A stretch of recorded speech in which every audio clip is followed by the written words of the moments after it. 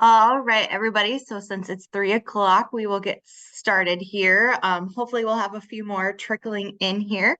So thank you to everyone for coming to our transition roundup, whether it's your first time or you're returning. So we appreciate you guys taking some time with us.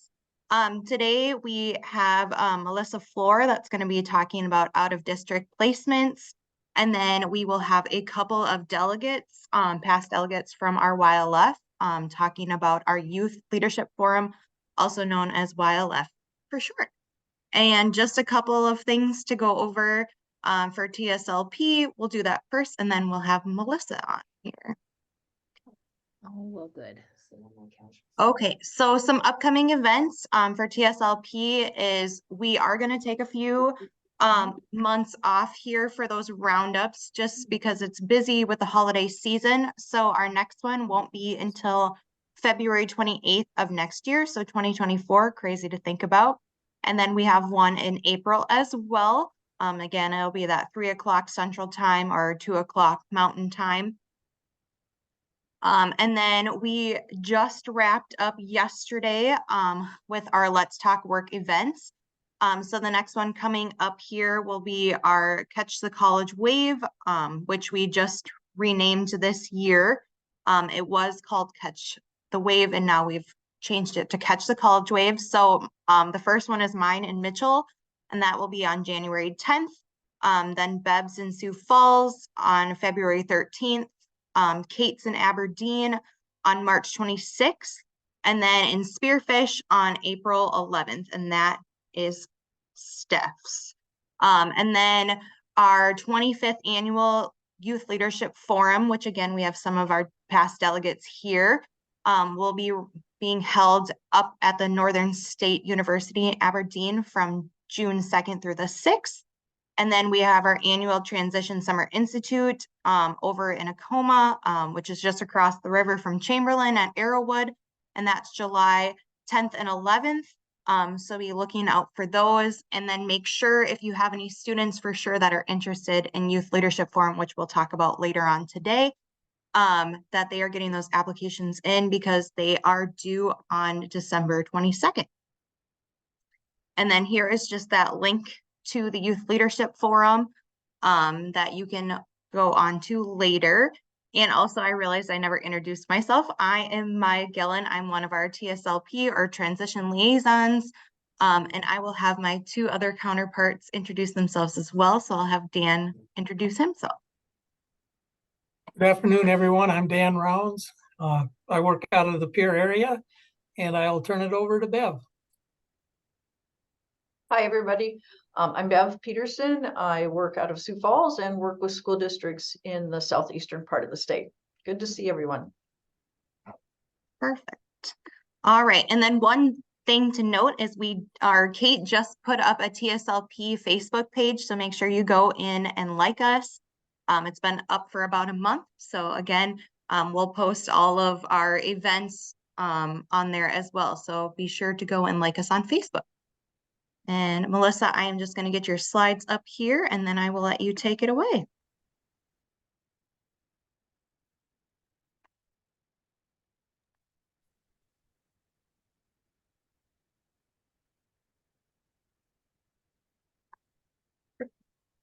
Well, good afternoon. Again, I'm Melissa Floor. I work at the Department of Education. My primary job responsibilities are overseeing the accountability reviews, results-driven accountability, and a variety of other components. And so today they kind of wanted me to talk about some of the responsibilities for if you have out-of-district placement students. So the district has paid and placed students with disabilities out of district. Some of those places may be, especially with transition age, those community support providers. Sometimes you're also looking at kids that might be at Lifescape or Children's Home Society, or even behavior, well, it's not behavior care. I'm trying to think, some of the center-based, Teach Well, those are all, could be day programs or residential programs. So today I'm just gonna kind of talk through what those district placement responsibilities are, just because I'm sure most of you are teachers that are on here, but it's always good for teachers and administrators to know what the requirements are of these out of district placements. And when we think of out of district placements, again, it's an agency or a private placement. It's not in our school buildings usually. It's somewhere we're paying for that student to be in a different placement. Again, this is day or even residential placement. So this is the regulations, and some of the key points that we need to make is when you're making those placements, you need to have an IEP meeting first in order to develop that IEP and make that placement change. And when you do that, you really should make sure that a representative from that private facility attends that meeting. The Zoom, I think, right there. Next slide. So once that student is placed at an agency, the special education regulations stay in place. So some of your agencies, like the community support providers, most of them don't have a certified special ed teacher. And so you need to make sure you keep that in mind, that you still need that person. So potentially some of you might be the district contact to make sure all those IEP processes and procedures are followed. If the private school or facility is willing to do the evaluations and IEP meetings and those kinds of things, someone from the district needs to be a part of that team, and the parent needs to make sure you're part of that team, because the ultimate responsibility for that free public education is the school district. So you want to make sure that everything is in place just as if that student was still within your district. And you're also paying for that placement. So you want everything to be in compliance. So next slide. So we talked to on the special ed monthly call just last week. We really talked about what should be in a comprehensive plan. And what that is every school district must have a document called a special ed comprehensive plan that lays out all their practices and procedures within the district. And so some of these things were the title of the person who will be arranging those out of district placements. And that when that child is placed, there is a meeting. We'll make sure that's held. And then some of those processes and procedures should be outlined, especially if you are involved in any of those. Will the district conduct all of the special ed requirements? So some districts say it doesn't matter where they're placed, we're going to make sure we take care of it.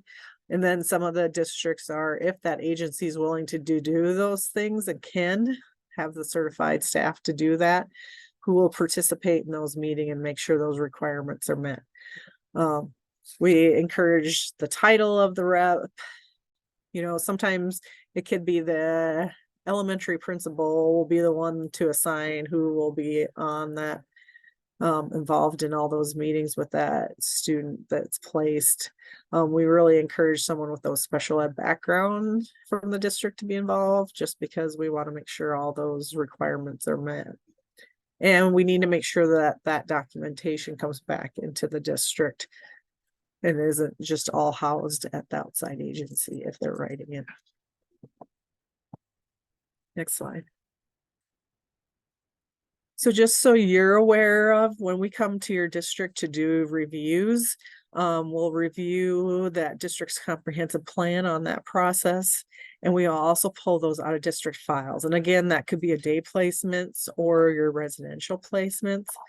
If there are compliance issues within that file, the district will need to make sure they correct it. But the second thing is maybe they need to update their processes and procedures on those out of district files, or possibly review those.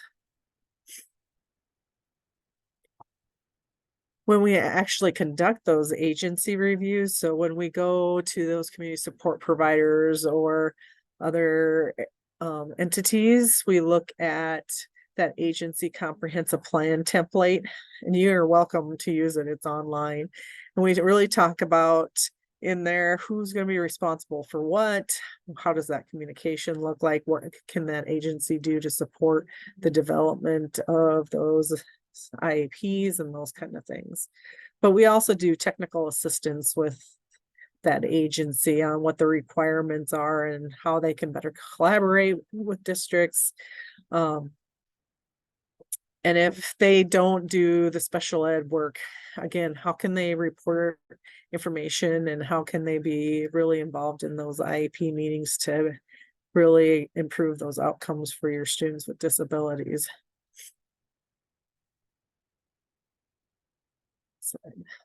So as a teacher, what can you do? Just to make sure your administrator knows what the requirements, finding out who will be responsible. So if you're a part of that IEP team that's placing a student, who's going to be responsible to make sure that special ed piece is in compliance and is being followed. If you do attend meetings, make sure you speak up about what is documented. Sometimes we feel like when we're a part of those agency meetings, we may not want to say, well, that doesn't look right, or can you reword it this way? But make sure you do that. And just always communicate and collaborate with the agency or the placement, because you need to be able to write IEPs. And so sometimes those placements have really good data for you to use. I know the community support providers sometimes have such great data that you can pretty much use that as your transition assessment, even instead of doing something extra. So really work with them. Each agency is very different. And so you can always contact one of the region reps if you have questions, or call the main number. That's my office number, but we do have a main number 3678 also to get to your region rep, but we can really help you. I have a student placed here. What should I be thinking about or considering? So do you guys have other questions specifically for me around this? Melissa, this is Dan. Can you address consent to invite outside agency to an IEP meeting when it's an out-of-school placement? Such as if they might be at a CSP, the student might be at a CSP, but somebody from VR needs to attend the meeting, or somebody like that?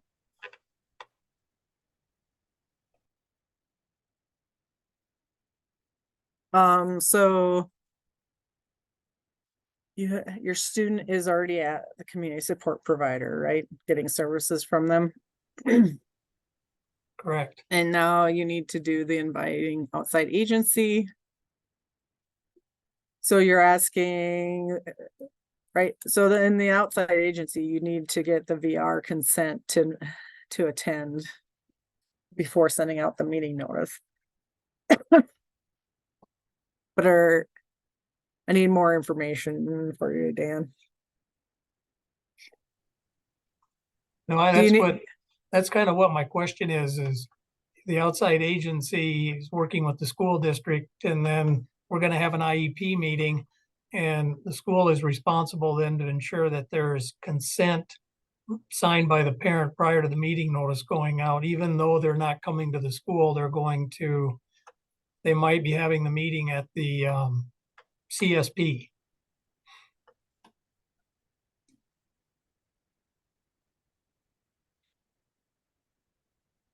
Do you understand my question? Perhaps. So you're having an IEP meeting, and it doesn't matter where the location is. If you're going to invite an outside agency to the meeting, you need to make sure you get consent, then send out the meeting notice, and then have the meeting. So you're always needing that consent first.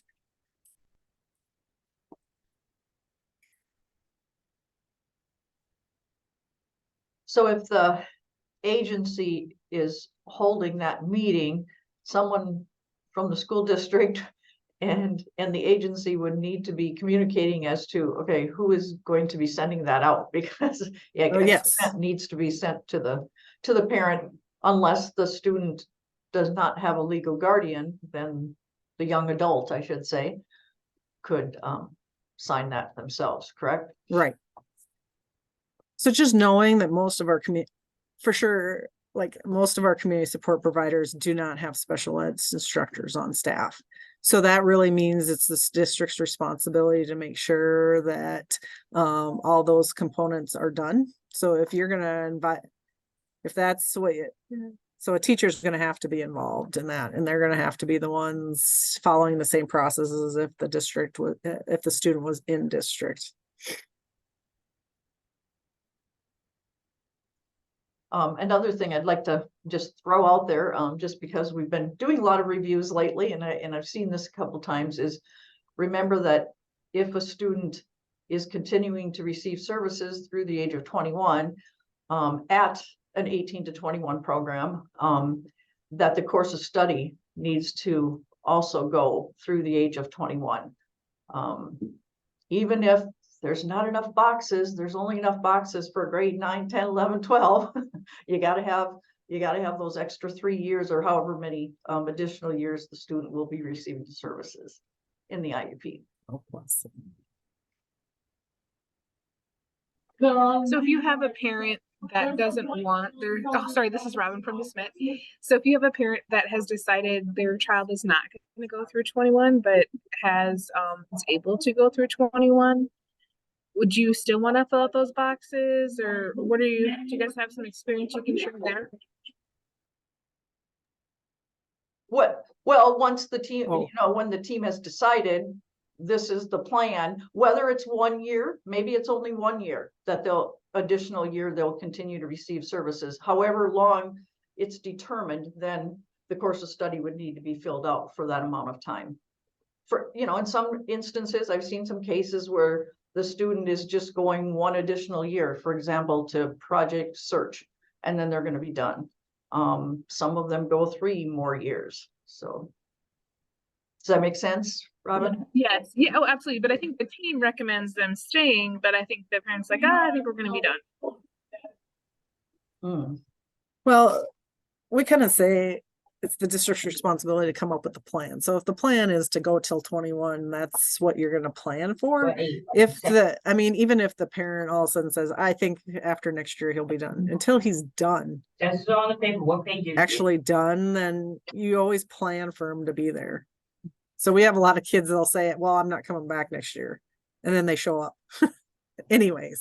So you're always looking at, yeah, you're always like, well, we'll just lay out the plan, and then if things change, then it'll change. But And I think too, Melissa, I've heard It doesn't say the people paper. say that We just do a whole time. if, let's say that a parent says, well, yeah, we're only going to do 1 year and that's it. That's what they say now. Okay. That each year when the team does have a meeting, that it should be said, or the parent family should be reminded that they continue to be eligible for services through the end of the school year in which they're 21. Melissa or Robin, I had this happen in the past, and literally what I did was add on to that 12th grade year and just put 12 plus 1, 12 plus 2, or however many years after that. And I just wrote out, this would, as a team, this is what we decided, this would be the school's plan for those years for them. And then that, I did have one parent choose not to do it, but I just wrote in there, this is our plan for him if he returns. Does that make sense? Yes, absolutely. And I was thinking, would do the ideal plan what we think is best, and then if they don't come, they don't come. And okay, thank you guys. right, an IEP is just a plan, and we make amendments to those plans all the time. So if something changes, we'll just amend it. And the student can say, I'm done at any moment after they turn 18. So, but we don't want to stop the plan, because what if they come back 2 months later and then we got to start Or if they over show or up somewhere redo. else. Or then it'd show be up nice for somewhere that else. School to have what we thought would be a good plan. Yeah.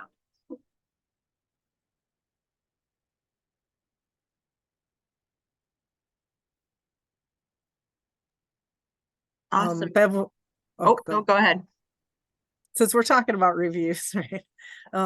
What I'm noticing about is the consent to invite process is still being a non-compliance issue. You have to get that consent before the meeting notice goes out. So just make sure that that's occurring. That's our biggest one right now. And the other ones we're starting to see is that the measurable post-secondary goals are not written for after what their goals are after high school. They're still, they're showing up with what they're going to do while they're still in school, planning for their future. So just make sure those measurable post-secondary goals are after high school.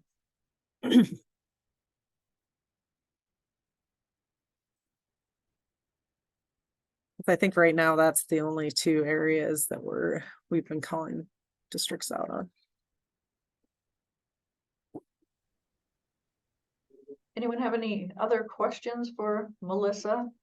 Now's the time. We've got her with us.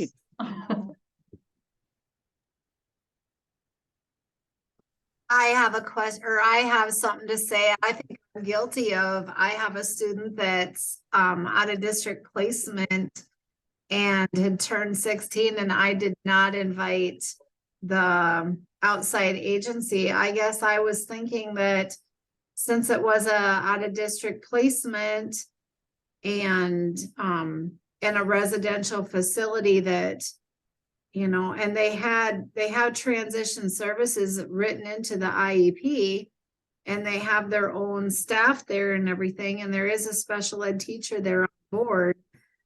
I was just thinking that they took care of it, but I need to check on that to see if they did. Yep, that's probably a good idea. Because I mean, literally every agency does it differently. And so you really do need to contact them and say, okay, you know, what is the process going to look like here? What are you going to be doing, and what are we responsible for? Or as a school district, actually, you're paying, you're paying. So you might be able to say, we want you to do this, or we will do this. So yeah, that's that agency review template that's in the PowerPoint. There's a link there. That's pretty much, I mean, you can ask for that. If we've gone to those agencies and we've made them make sure they have that. And so that really should help if you can look at it too, to see what you would be responsible or what they're going to be responsible for. Obviously it doesn't cover everything, but it gives you a general idea if they're going to expect the district to be responsible for it, or if they can work in conjunction with you to make sure those things are met. And Bonnie, you bring up a good point. I mean, sometimes teachers don't deal with this for years, and then you have a student and it's like, oh, what do I do? You know, so please reach out to your state regional rep, like Melissa was saying, or even us liaisons. We can maybe answer some questions for you or refer you back to a state regional rep, because it doesn't happen all the time, especially in smaller districts. So. And maybe you've had one at a community support provider, and then all of a sudden they're at a totally different agency that runs and functions so much different than them. And so sometimes you're just like, how can we rewrite IEPs differently? Yeah, right. Our state liaisons might be able to help you, or us when they're actually at a different placement. Especially annual goals can look differently and those kinds of things. All right. Well, I appreciate everything you guys do. I know you have a busy plate, and you're always trying to think outside the box for kids. And so we really appreciate that. And if we can do anything to help you or make it more efficient, let us know. Thank you so much, Melissa. We appreciate your time. Thanks, Melissa. Well, I think Kate has joined us now, so Kate, well, first we'll have you introduce yourself. We all introduced ourselves, and if you want to introduce the next section, you certainly can. Okay, sure. I'm Kate Deedy. I'm the regional liaison for the North Central and Northeast area, and I apologize for my tardiness. I was in a school review today, so just got back to my lovely hotel room where I'm joining you from Watertown, South Dakota. So as many of you know, and I just sent out a reminder to my schools today, the YLF applications are due shortly, and that's December 22nd. Those YLF applications are due, and that link is on the TSLP.org homepage. And if you do need a printed copy, if for some reason your tech is not cooperating with that application, please let your liaison know and we can get you a printed copy. So we thought we would talk to some of the delegates and former leaders who are here today. I see Shoshkai Roanhorse. I see his striding face right there in front of me. I see Ben Higgins is here. He was our MC last year. I should say Shoshkai was a delegate, and then he was an assistant team lead last year. And Ben was a delegate once upon a time, and I believe, correct me if I'm wrong, Ben, but I think you did some team leadership, and he was our MC last year. I've pretty much worked my way through the team leader positions. Sorry to interrupt. That's what I thought. Okay, yeah, I wasn't there for that, unfortunately. I only got to meet Ben really last year. We had invited a couple of other of our friends, but I am not seeing them at the moment. So why don't we start with Shoshkai? And do you want to just introduce yourself, sir? There you go. Yeah, so my name is Shoshkai Roanhorse. I come from Bismarck, North Dakota. I'm at the South Dakota School for the Blind and Visually Impaired, and I don't know what else. What'd you do last year at YLF? But oh yes. So for YLF, yes, last year I was a team assistant team leader for Blue Team. Ben, would you like to give us a brief introduction of yourself? Yep. Hello, my name is Benjamin Higgins. I apologize for not having a video feed, but that's just the way it is, unfortunately. So I've worked with YLF for many years, mostly working my way up through from being a delegate long ago to being, as Kate mentioned, last year's MC. And should we share the news, Ben, about what you're going to do this year? I would love to. Okay, go ahead. You know what? Maybe you should do it instead. I'll leave it to you. Okay.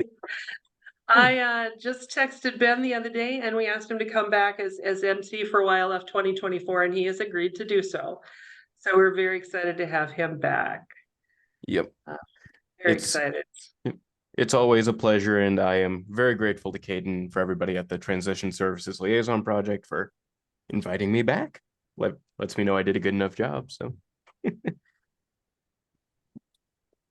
And you're gonna have to forgive me. I'm kind of winging it here. I'm used to having, these two giant screens in front of me, and I can hop between things.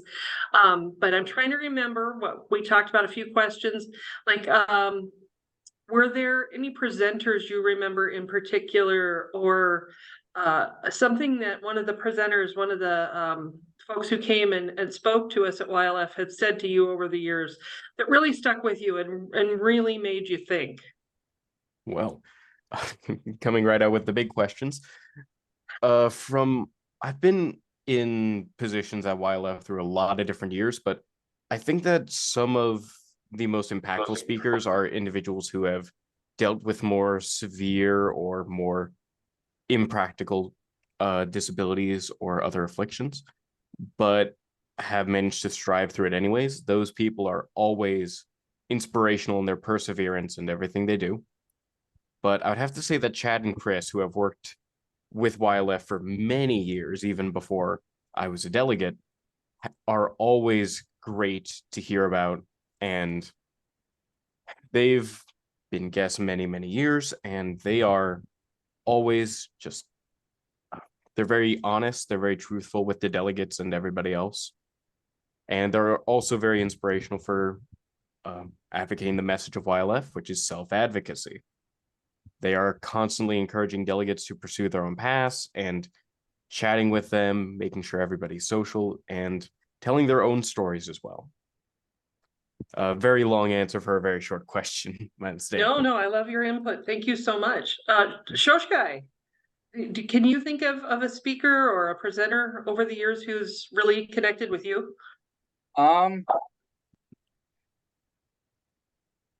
Not really, other than probably What about the dancer last year? Kevin Locke. Hmm. So he is a Native American man who performed for us 2 years ago when I was a delegate. And he was a hoop dancer. He traveled around the world showing a lot of people how to his skills in hoop dancing, and um so yeah, that really impacted me. And for Native people, you don't get to see a lot of people that are the same culture as you, because you are as a Native, you have been going through a lot of erasure. Even though it's a huge strong topic, it's a thing that is definitely out there. So for me, Kevin Locke has kind of been my speaker um over the 2 years that I've been at YLF.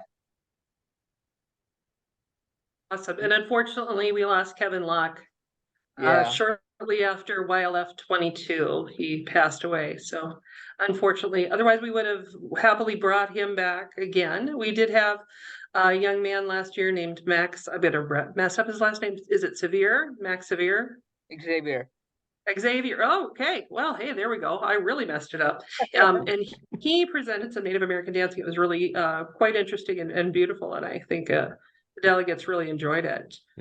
And Shoshkai actually honored Kevin at that time as well. You were kind of out there with Max when he was doing his dance, and did a special little thing in honor of Kevin, which was very touching. It was very good. I also honored Cindy Kirschman, who is a really good person, a contributor to YLF in so many ways. And 2 years ago, when I was a delegate, um, we painted a we painted we did a picture. We painted a picture of Cindy Kirschman, and it was probably about like 4 foot tall. Yeah. Yep. And for those of you who don't know, Cindy was actually the liaison in the North Central and Northeast area prior to my coming on. For years, and my son attended YLF. I think of Cindy Kirschman. Cindy was YLF, but she would want us to pick up and go on, and we're doing that. Yep. Ben, I think you had something you wanted to share. I just want to tack on that during that performance with Choshka and Max, it started, from what I remember, it started raining as we were setting up, so we had to move it inside, but that was still a very inspirational experience, and Kevin was a big part of YLF as well. I mean, he was a great volunteer. Sorry. No, don't apologize. You're doing great. Right.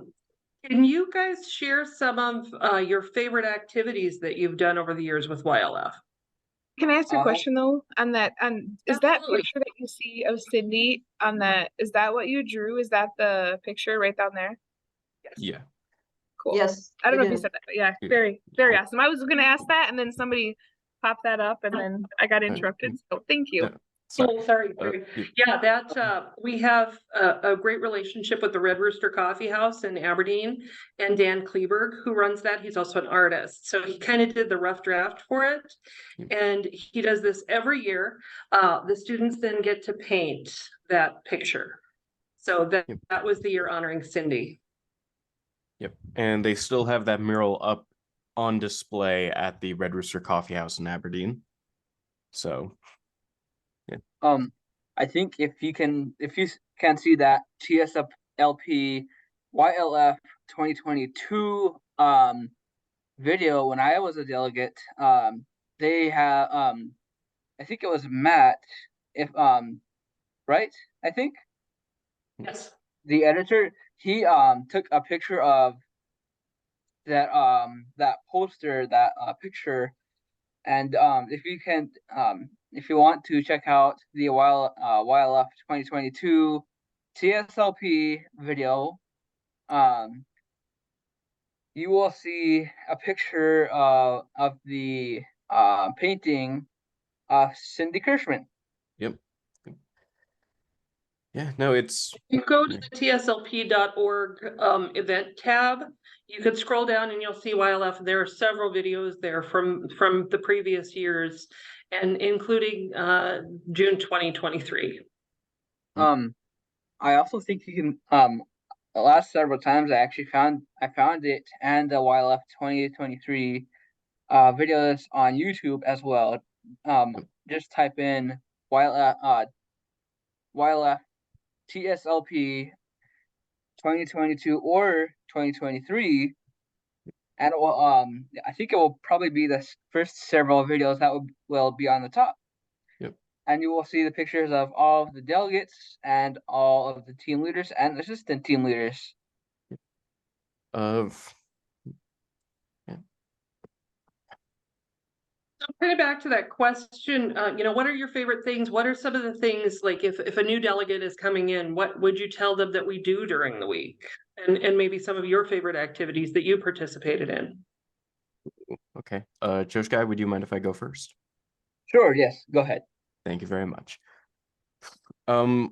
Usually in YLF, we always have those yearly themes, but one of the constant activities that we have, which I think really helps set the tone every year, is the, forgive me if this is a little bit crass, but the flushing activity, where we have a small plastic toilet where every delegate writes down something that they think they cannot do and puts it in said toilet and flushes it away. I always think of that activity whenever I think of the general tone of YLF. It may seem misplaced, but it helps set up the idea that we are here to learn and we're here to grow and change and see all the opportunities, but also to have fun and meet new people and get to know each other. And if I were talking to a delegate, I would say, come in expecting to learn, but also expecting to have fun. YLF is that perfect hybrid between a conference where everyone meets and talks about a certain topic and something akin to a summer camp. Yes, I would also Awesome. say, but I would also No, go ahead. say, flushing the toilet, even though they're two different things, but it's like, you put your I can'ts in the toilet and, well, it's never to be seen again. Yep. And you move on. Yep. Also, I think one of my favorite things for YLF is the agency run. And for the agency run, you are given a hint to find out what agency you are supposed to go to. And if they say you are right, then you get to they will give you letters, an arranged assortment of letters, as if you are playing Scramble. And what you do with those letters is that you have to figure out what word you should spell that is dedicated to our theme. Yeah. The agency run is also a very big part of YLF, which has different agencies concerning special needs individuals come from all over the state and talk about what they provide. I think that's part of YLF that also serves as a good branching point where they get in touch with the resources on their own agency. It's I'm sorry, go ahead, okay. sorry, but it's more about, it's not about funding these services, but it's more about being able to ask for your needs, what you want, instead of having to see these services and just, you know, see them as a good resource, but it's also a good thing to ask them for your needs, what you want, um, for resources, and just a lot of things, because a lot of these businesses, a lot of these resources, a lot of these services can help you go a long way, you know. Um, and I've started with Voc Rehab ever since 2016, and now it's like 2023. So for about 8 years, almost 7 years, I've been with Voc Rehab. And a lot of these businesses and services will stick with you for a long time. Yep. All right. Well That's a said. great Well point. said. Great points, you guys. Oh, go ahead, Bev. I was just gonna say, can I throw a question out there, Kate, to them? Absolutely. Okay, so I'm wondering if you guys could each talk a little bit about personally how has YLF affected you or maybe changed you as a result of being able to be part of that? You can go. Oh, all right. All right. I've been a part of YLF for a long time, but every year I've been attending or participating has brought something new to the table for both my own personal development and seeing how I can help other people who are on the same field as me. I mean, when I started attending YLF as a delegate many years ago, I was kind of apprehensive. I thought, oh, it's either going to be a big old conference and I just sit there and listen, or it's going to be a summer camp and not much is going to get done. Either way, I was skeptical at the time, which I was proven wrong swiftly. YLF is ultimately something that helps contribute both to the factual understanding of what services special needs individuals may have, what things could help them achieve their own personal goals, but also instilling the belief and value of self-advocacy, the idea that you can rely on yourself to talk about what you need, seek out services, and find what will best help you in your own community. That is something that I think every delegate takes away by the time YLF is over. It's the idea that you can contribute and you will contribute to your own growth and progress.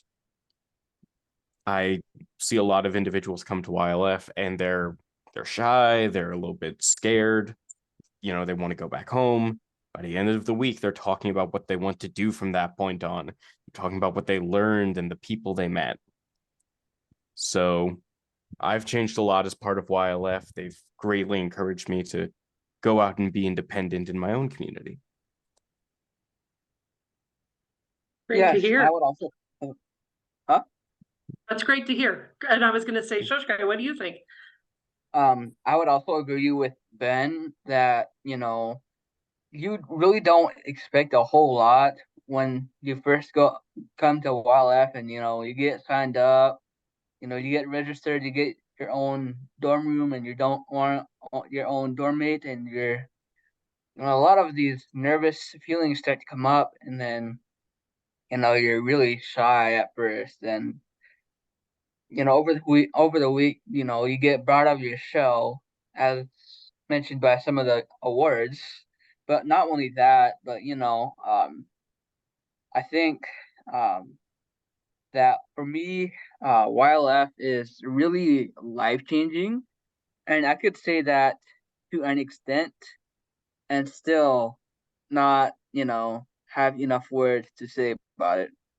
Mainly because of the fact that when I was a delegate, there was a lot going on, and there was a lot that I had not known about, and by the end of the week, I just saw my life change in an instant, and from now on, it's just like, now I remember that my life has suddenly changed only because of what YLF has done to me. And so what I do then for being assistant team leader or a team lead is that I use my resources from what I have gained over YLF and even YLF when I have been being an assistant team lead, and I use those materials from what I have gathered to bring resources to the delegates. You bring up a good point too, that you found out there were resources you didn't even know about. Ben and Shoshkai, could you tell me a few of the things that you maybe learned when you were a delegate, either from that agency run or from speakers that you didn't know that you could access before, maybe assistive technology or something, and that you use now? I will say that the agency run is a big part of a lot of the learning about special needs resources during YLF. And it was very educational in my first year as delegate to learn about assistive technology. A representative came all the way out from, I believe, Pierre, and presented a bunch of interesting and very helpful technologies for individuals with special needs. And he also talked about how to get in contact with them, how to discuss pricing or accommodations. It was extremely informative, and it was something I had never heard about before that point. Specialized devices for note-taking or task management, calculation, text-to-speech services. It was all right there, and that was extremely informative. Even if I don't personally use assistive technology very often, it was still amazing to learn about. And no, sorry, go on. I thought you were wrapped up. What else would you like to say about that? Because we love to hear from you. Yep. Also learning about the various agencies, not agencies, services at colleges, because I am myself pursuing secondary education. I did not really have a firm grasp on how requesting accommodations works in post-secondary education. But when they discuss that, and every presenter that's talked from Northern State or SDSU or any of the local institutions, whenever they talk about it, they are very clear, they're concise, and they outline the process, which I have had to go through myself as part of my college experience. Okay, can you think of anything you learned or connected with that you now use you didn't know about before YLF? I feel like from Dakota Link, Mark Cook, I think, right? Yes. So he has, like Ben had said earlier, he has a lot of amazing technologies for your computer and for so much more. For college, and he really amazed me, and in having me see that there's a lot of technology these days that we're so fortunate to have. And and for my disability, I have to use technology like magnification a lot more because my life um depends on it. Awesome. And you did mention Voc Rehab before. You're connected with Voc Rehab, and we do pair very closely with VR, and generally there is at least one VR counselor floating around during the day. Sometimes we have a counselor who will come and help through the whole week if they're able to do so. So they connect with these students who are in their regions and are able to get to know them a little bit better too. One last question, and then we'll open it up to the room for anybody who has questions. Ben and Shoshkai, if you were talking to a high schooler who's thinking about going to YLF, why should they apply to go to YLF? Ooh, okay. I always love this question because it really is the point of the matter with individuals and educators who are recommending or guiding students through applying to YLF. I think one of the key things you can tell them is that it's more than just a meeting. It's not just staying at a dorm room at a college, which is also an educational experience in itself. YLF is it's a assembly of people. It's groups of people who know things that can help you. It's a group of people who might have similar problems or issues with you, people who might have different coping mechanisms, people who might have different situations. It is a extremely diverse environment that allows for delegates to widen their horizons in a very safe and well-moderated way. We're not just throwing you to the wolves in there. We are having people talk and have presenters and learn more about self-advocacy. So ultimately, I think one of the biggest things is it's an opportunity in both learning and experience and socialization.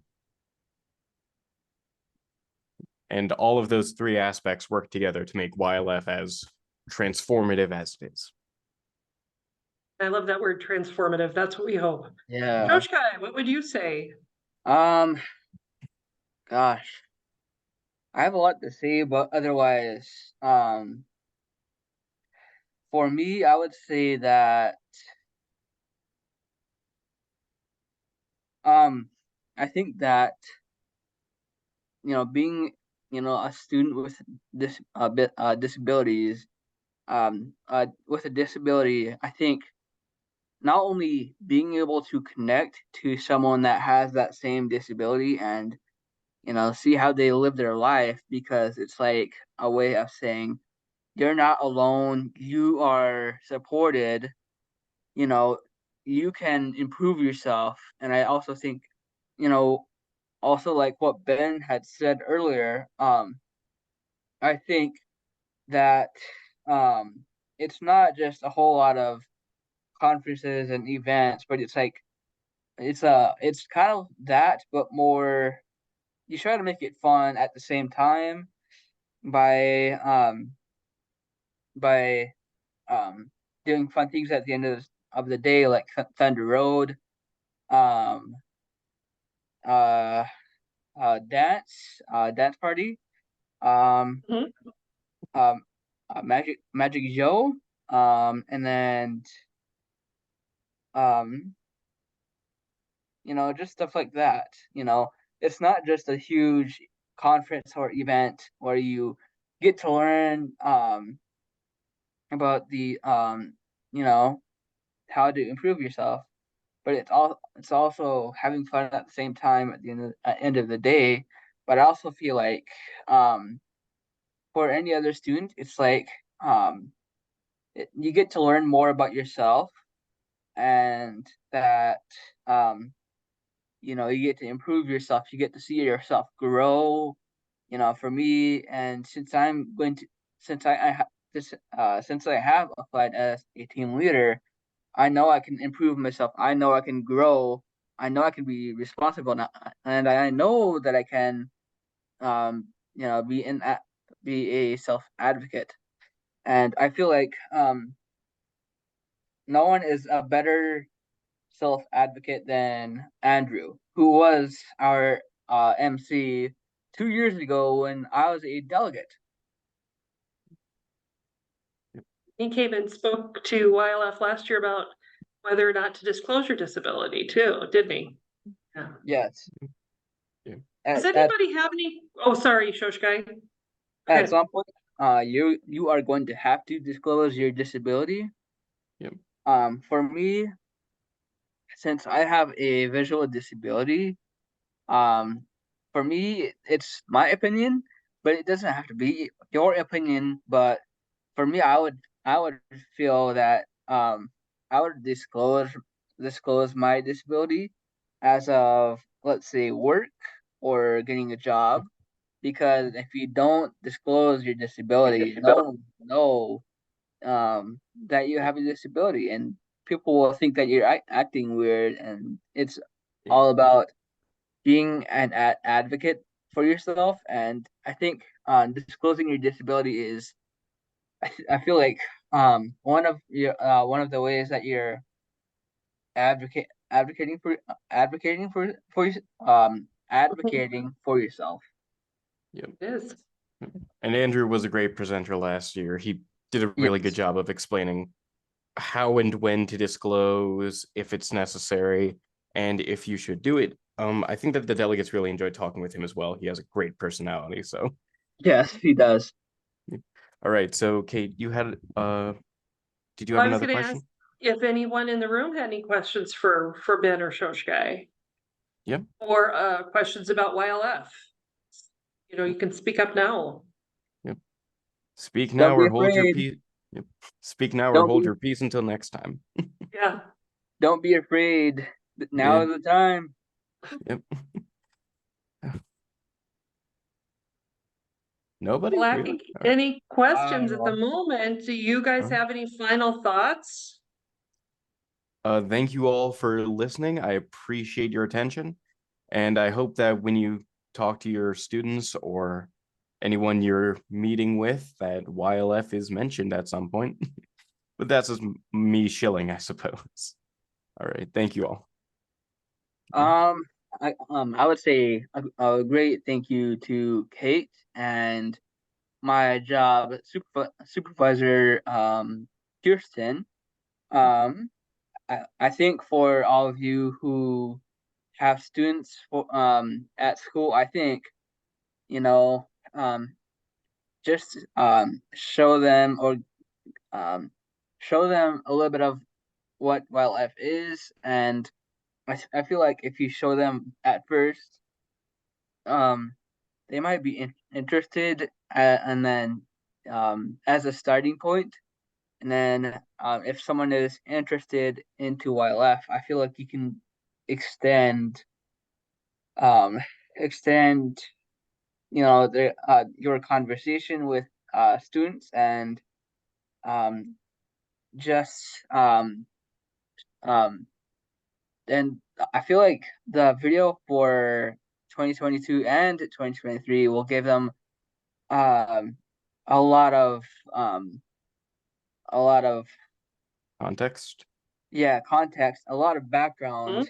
Hmm? um and that's exactly what happened for me. I saw that video, and I just thought, like, it would be great if I went there, and I Yep. did.